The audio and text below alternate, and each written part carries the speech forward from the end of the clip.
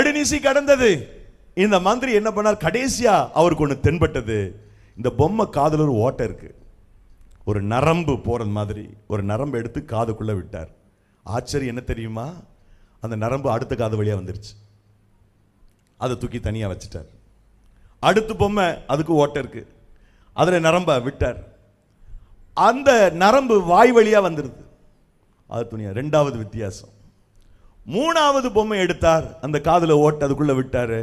அந்த நரம்பு உள்ள போயிட்டே இருந்தது, உள்ள போய் சுருண்டு சுருண்டு உள்ள போயிட்டே இருக்கு, திணிக்க உள்ள போயிட்டு அது வெளியே வரவே இல்லை. இதுதான் டிஃபரன்ஸ். அடுத்த நாள் அந்த ஞானியின் இடத்துல இது தெரிவிக்கப்பட்டது. சொன்னாரு, உன் தேசத்தினுடைய மக்கள் நிலைமை இதுதான். ஒரு கூட்டம் கேட்கிற விஷயங்களை ஒரு காதுல வாங்கி இன்னொரு காதுல விட்டுறாங்க. இன்னொரு கூட்டத்தினர் கேட்கிற பிரசங்கத்தை எல்லாம், நம்ம விஷயத்துக்கு வந்துருவோம், கேட்கிற பிரசங்கத்தை எல்லாம் விமர்சனம் பண்றாங்க.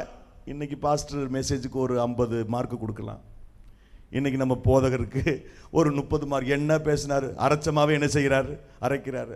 என்ன சொல்றான்றதுல நமக்கு அக்கறை இல்லை, அவருக்கு மார்க் போடுற பிலிவர்ஸ் பெருகிட்டாங்க. இப்போ பரிசுத்தவான்கள் இந்த பலிபீடத்தில் நின்று பேசுகிற போது உங்களுடைய இதயம் ஆயத்தமாக இருந்தா உங்களுக்கான ரேமா, அந்த வார்த்தை போதகரிடத்தில் வரும்.